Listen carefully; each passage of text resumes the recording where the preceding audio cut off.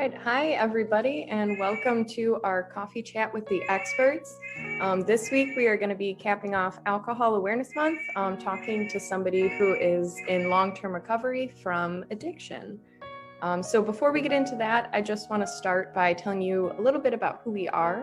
LAHC, Leaders Advancing and Helping Communities. Our mission is to empower communities one family at a time by advancing the educational, social, health, and economic well-being of Southeastern Michigan residents.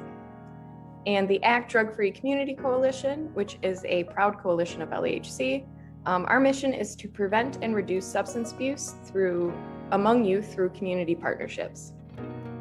So just a disclaimer before we get into it today, this presentation seeks to inform and empower, but can't diagnose or treat anyone's conditions. So please consult your primary care provider for any specific medical advice. And our expert today is Nick Thurber. He has been an active member of 12-step recovery programs for over 11 years. He is an active advocate for young people in recovery, and his service roles have included H&I panels at juvenile detention centers, planning committees for statewide recovery conventions, numerous open talks, and ongoing sponsorship of young men in recovery.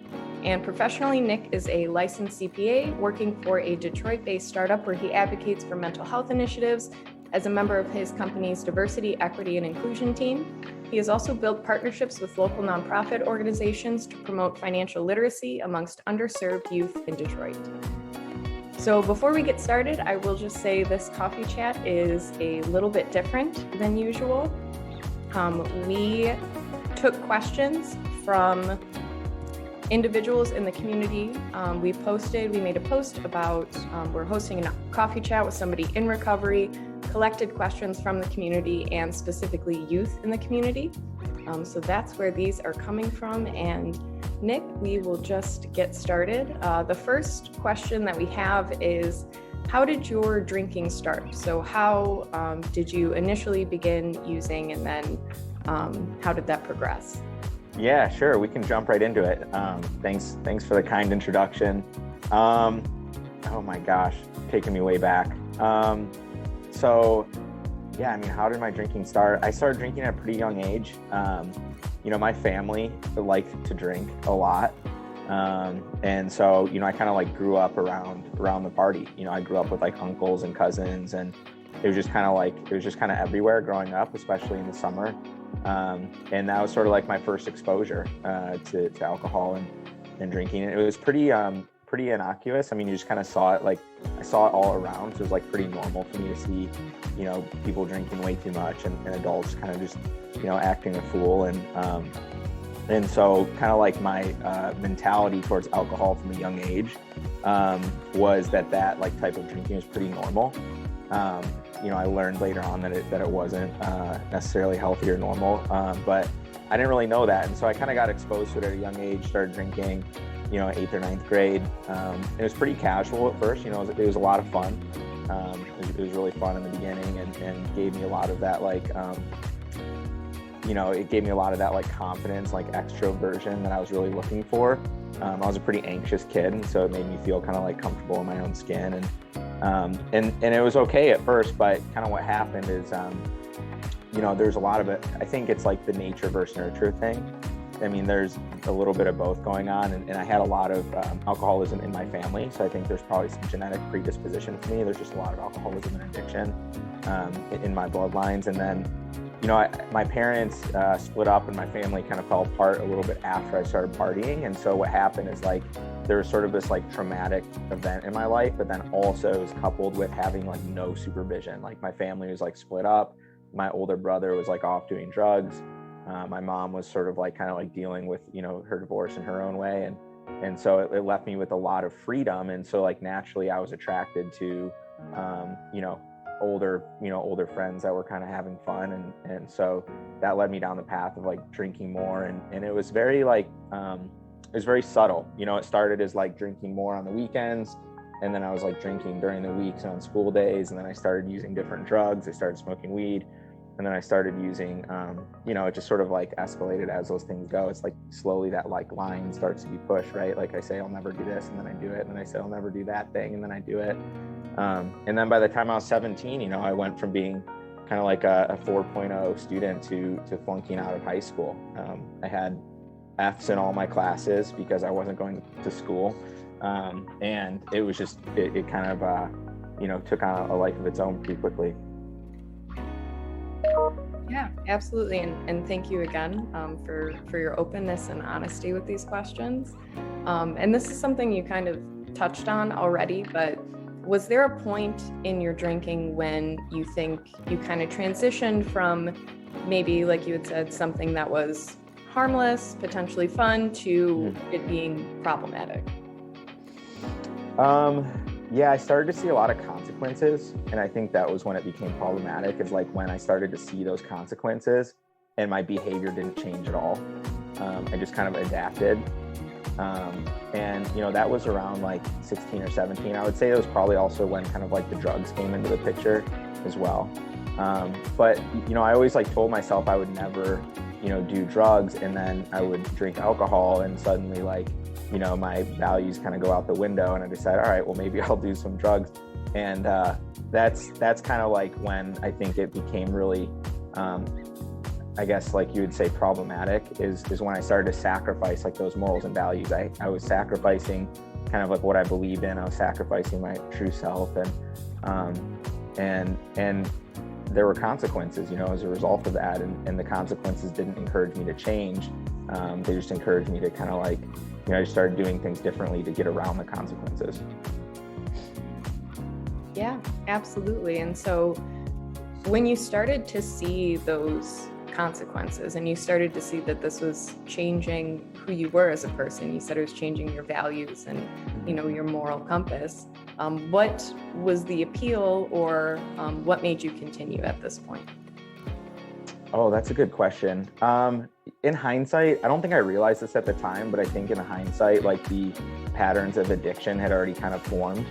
I've been drinking and using for a couple of years. And so at that point, like kind of all of the stuff that you could probably explain better than I could, the chemical stuff that happens in the brain of an addict. But, all of that stuff had kind of started to happen. And so, I was sort of like chasing like this buzz or high, despite the consequences. Even though there are consequences, like it wasn't all bad all the time. Like I had a lot of friends that partied, and like there were some nights that were still pretty fun.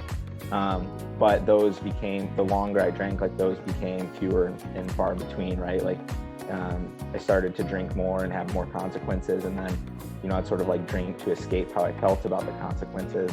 And so it's just kind of like this like slow progression.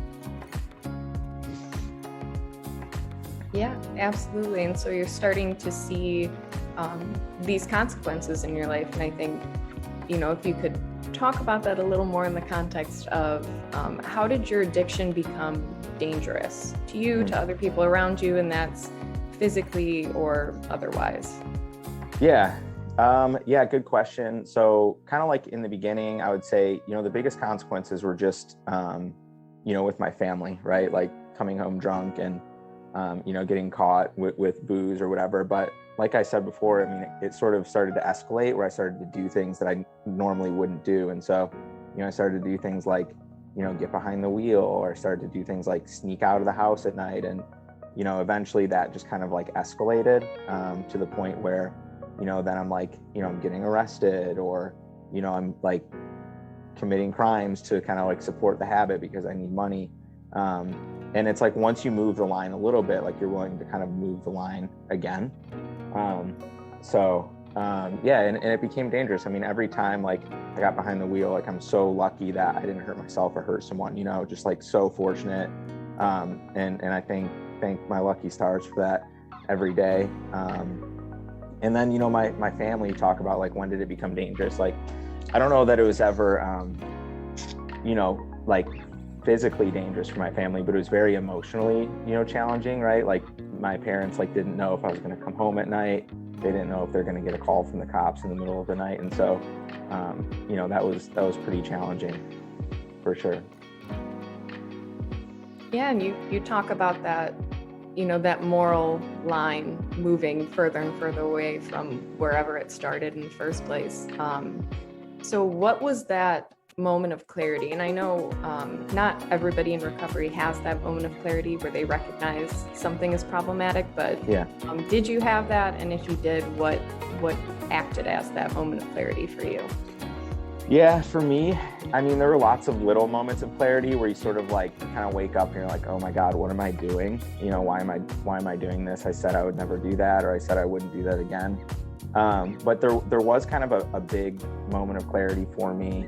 I was 21, so I got sober when I was 21, which is kind of weird because all of my friends were sort of like discovering drinking and going to the bar. And at that point, like I had been partying for a while and decided that it was kind of time to make some changes. But I remember I was on vacation and I was out to dinner with the girl I was dating, and I really didn't want to drink. Like I had all these consequences in my life, and I knew that all I sort of had to do was like stop drinking and get some things together, and like some of those consequences would start to go away. And I remember sitting at dinner and I ordered a drink, and I couldn't like not order a drink. And it just became like really clear to me that wasn't normal. Like I no longer really had a power of choice. And it kind of like broke down a little bit, and some light bulbs came on, and it's like, okay, this is actually a problem that's maybe a little bit bigger than me, and that I might actually need some help with here. Yeah, absolutely. And I think that, that's the insanity of addiction. And that's why we're having this conversation, because being in that position can feel so isolating and so confusing and scary. Yeah. So how did you do it? How did you go about getting sober once you had made that decision or had that moment of clarity that, you needed help? Yeah. So, oh gosh, what happened after that? So, like I said, I'd been in some trouble, and so I kind of knew I'd been to some 12-step meetings before by recommendation of the court, and I'd met some people there, and even at an early age, I think I went to my first like 12-step meeting when I was maybe 17, and even at that age, I could really relate to people there, even though they were much older. And I think just to kind of like go back to what you were saying about, getting to that moment of clarity, like it sort of happens like very subtly, where like the drinking and drugging sort of like escalates to a point where you realize that it's problematic. Like it just happens really suddenly. And then like a lot of people, myself included, you're sort of like presented with like, all of a sudden you see all the evidence. You're like, kind of like, how did it get to this point? Right. And it feels isolating. It feels really overwhelming. So I didn't really know what to do, but I knew that there's kind of like this place where people had like similar experiences. They had kind of similar drinking patterns and similar behaviors and thought patterns. And so I went back to those places. I went back to one of those 12-step meetings, and I remember kind of one meeting that was really impactful to me. I was sitting at a table, and there was, maybe 4 or 5 guys who all had like 15 or 20 years sober. And they were like really happy. And that caught my attention, because at that point in my life, like I was really unhappy. I had a lot of consequences. Like I mentioned, like I kept sort of like pushing like that moral compass, like down the line. I kept kind of like pushing those boundaries and sacrificed a lot of like my own morals and values. And I didn't like myself very much. And I was in a lot of trouble. And I noticed that these guys, they talked about having some of those experiences. They talked about being, problem drinkers like I was, but they weren't anymore. And that really caught my attention. I was like, okay, so how did you go? You stopped drinking at a young age, similar to me. Like, how did you get from that point where you were, young, drinking heavily, couldn't stop on your own, to this point where you're now like, 15 years down the line, and you seem to have a meaningful, useful, productive life, and you seem kind of reasonably happy, and like things are going well for you. How did you get there? That really caught my attention. And I didn't know it at the time, but just that sort of like mindset going into that meeting was really essential, because a lot of people will try to get sober, but not really have that curiosity or that desire. And what I kind of learned going through that process is like that curiosity and desire is probably what saved my life. Because I saw something that I wanted, and like had a willingness to kind of go after it. And then those guys showed me how to do it, I got sober through, a 12-step program, and they kind of showed me how to go through the 12 steps and the things to do there. But there's a lot of 12-step programs nowadays, but they all have pretty similar characteristics. And, the key is really that, one, the first step is like, I have to be truly honest with myself about my relationship to alcohol. Like, is my drinking normal or is it problematic? And, admit that I need some help here. And if I can do that, then I have a chance of doing the rest of the stuff. And the rest of the stuff isn't rocket science. It's like, okay, well, two, I'm going to kind of take a look at myself and take a look at sort of like the consequences I've had and the people that I've affected. And I'm going to identify some patterns and why I drink and why I do the things that I do. And then I'm going to go on this course of action to kind of clean that up and make some changes in my life, some significant changes, in my life and in myself, so that I can feel good about myself and not have to like kind of turn back to alcohol when I don't feel so good, or turn back to that kind of old coping mechanism that I had. Absolutely. And I imagine entering recovery as somebody that's young can be really overwhelming and scary, especially if you're coming into a scenario where you don't always necessarily know that there is a solution or there is recovery available to you. And I do know that a part of that recovery and a part of especially early recovery is mending those relationships that you had damaged through active addiction. So how did you go about repairing those relationships? Oh, that's a great question. Well, what I found is that most people were just so happy that I stopped drinking that they kind of naturally repaired on their own. They were just glad, most of the people that I had hurt were just really happy to see me, doing well and taking some positive steps in my life. But there were some active things that I had to do.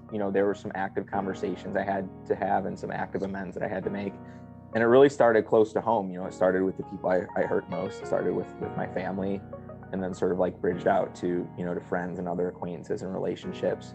But, that's part of really any 12-step program, is like kind of taking that inventory and making that list of people and relationships that we had harmed or where we had done damage, and really like going to great lengths to remedy that stuff. I mean, that's sort of how like the internal change happens, to where I was able to kind of like rebuild that sense of self and that sense of integrity and that sense of okayness.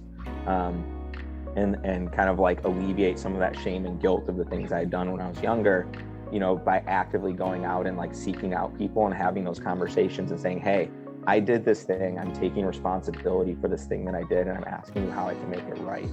And by going through that process with people, it was really, really powerful for me. Not only did it rebuild the relationships, but it also sort of like crystallized some of the changes I was trying to make, because leading up to that point, a lot of the conversations and reflection had been more like internal or just with like my sponsor or someone in a 12-step program.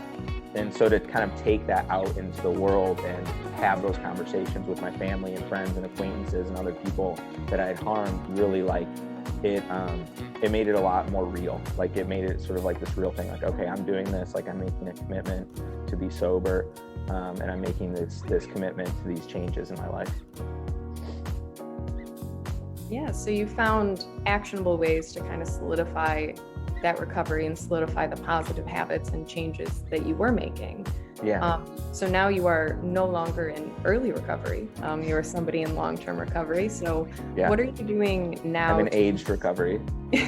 Aged recovery. What are you doing now to maintain that recovery? So how have you learned to really cope or deal with the things that happen in your life without using alcohol or any substances as that kind of solution or that crutch? Yeah, it's a lot of the same stuff that I learned in early recovery. It's just applied differently. I mean, life looks a lot different today. My life is it's a lot bigger now. It's a lot fuller than it was. And in the beginning, I just sort of like applied recovery and 12-step principles to the problems that were in front of me.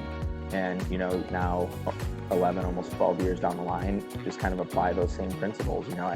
I continue to, take inventory when things are bothering me. I make amends when I've done something wrong or I've harmed someone, and I try to do that relatively quickly. I seek guidance from my friends in recovery. All of my best guy friends are similar to me. They got sober young and have been sober for a number of years now, and I have a good kind of like inner circle that I seek guidance from on a regular basis. I don't try to like attack things on my own. I lean on the people around me, my close friends and family, and look for guidance instead of just trying to like face everything alone and figure it out by myself. Yeah, it sounds like recovery has a much bigger role in your life today than just not using a substance or not drinking. It's become something so much bigger. Does your past addiction play any role in your life today? Or how does that kind of influence the decisions you make or the things that you do? That's an interesting question. I mean, it's so recovery is very prevalent in my life because it informs a lot of the decisions that I make. And I spend a lot of time around sober people, but it's funny because it doesn't prevent me from doing anything. At this point in my life, it's just sort of like a part of who I am. And it's not like in the beginning, it was like this struggle bus, right? Like I was like fighting, kind of, white knuckling it, like, oh my gosh, like I really want to go out tonight, but I can't. And that fight, after a period of time and like going and like manifesting these kind of like changes in my life and in myself, it's just sort of a way of life now. And so it really, in that way, it doesn't really affect the things that I do at all, because I'm able to kind of like go about, my life in a way that I want to and do kind of whatever I want. If I want to like go out with friends, I can do that. And I've been to, 3 weeks ago, I was in South Beach on a work trip, and I was just a part of, like, I was just out, and the only difference was that I wasn't drinking, other people were, and it wasn't a thing. It wasn't an issue at all. And, believe it or not, people don't really care. I used to think that people cared a lot, but the older I've gotten, people do not care. Like if I order a Coke at a bar, like nobody asks, nobody cares at all. But I had to go through that experience. I had to kind of like face that fear and go out and do things sober without alcohol to then gain that confidence that I could go out and do things without alcohol. And it's been really rewarding. I've traveled the world in recovery. I've been to concerts. I've been to, I've been kind of all over the country, and it's been really rewarding. That's awesome. And I'm sure that gives a lot of people hope to hear as well. I will preface this question by saying it was my favorite submitted question, or one of my favorites. They say that a lot of your lost dreams reawaken when you find recovery. So things that maybe you had to put on hold, or dreams that you had previously that maybe didn't necessarily pan out.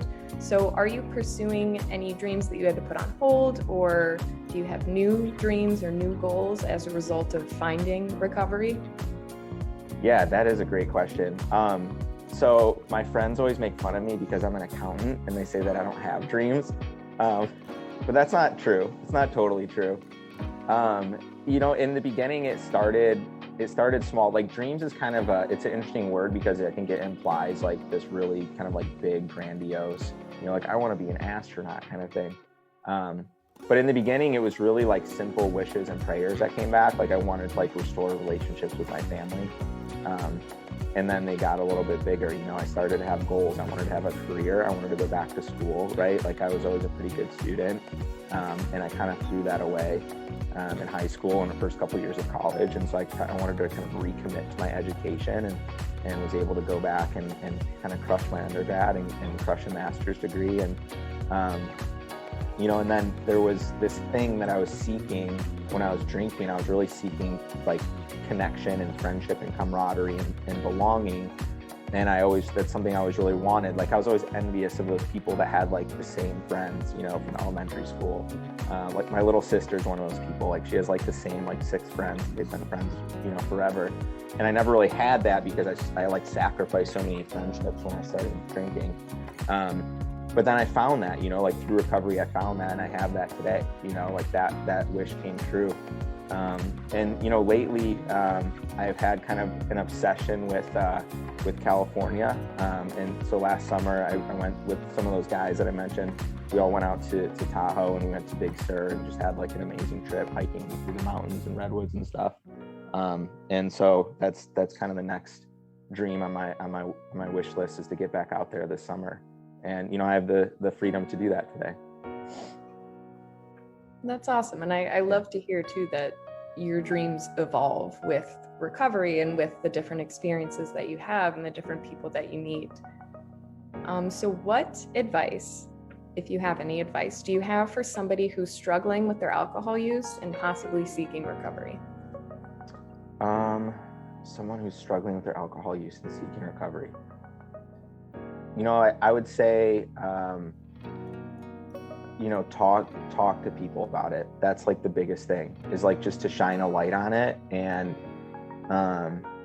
the reality is like that kind of like journey to recovery, and like that admission that I really am an alcoholic, or I have an issue with substances.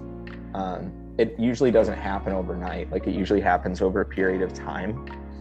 And I think a lot of people, myself included, will experience a lot of like guilt or shame around their using, especially if there's consequences involved, or if they're like sacrificing their own values or drinking more than they should or think they're supposed to. And that can be problematic, like when they keep that in and keep it to themselves. And so I would just encourage, people to talk openly about it, without judgment, and find people that you can talk, whether it be like, I had like a vice principal that was very kind to me when I was a senior in high school, and I was really going through it, and he would talk to me about, like without judgment, without like fear of punishment, like he would just talk to me about what was going on, and I would share with him. And later on, when I finally got sober, when I was like open and honest about what was going on, that's when like the changes started to manifest, because it helped me get honest with myself about what was going on. Like, if I just keep stuff to myself, I can justify pretty much anything. I can convince myself this is okay or this is normal. But when I start to talk to people openly about it, it gets real pretty quick, and it becomes pretty clear, whether or not I have a problem. Absolutely. And thank you for that, because I think, a lot of people struggle with that first step and maybe don't necessarily realize that it can be as easy as, asking somebody for help, or just having that open and honest conversation. Yeah. And it doesn't even have to be like, hey, I'm an alcoholic and I need help, right? It could be like just talking to a friend, hey, I drank in this way last night. Like, is this okay? Is that okay that happened, right? And then you start to get some feedback, and you start to gain a lot of clarity that way. Yeah, absolutely. And I want to thank you again for being open and honest and sharing your experience so openly with everyone. I'm sure it's going to help a lot of people and provide some hope to people who maybe didn't necessarily know these things or have the same resources. So I am going to share my screen one more time and just share some more resources for that open and honest conversation, or for anything else that people may need. So we have our LAHC email and phone number here. We also have the phone number of the Detroit Wayne Integrated Health Network, the National Suicide Hotline, the Teen Crisis Text Line, and the Teen Talk Line. So I'm going to leave these up for a second again if anybody needs these resources. And plug our social media. We share a lot of resources via our social media as well. And we always say our DMs are always open if anybody needs to talk or needs an avenue of support. So I just want to thank Nick one more time for joining us and for being here and sharing his experience. Thanks for having me. Always good talking to you and talking about recovery. Awesome. Thank you so much. And thank you everybody for tuning in.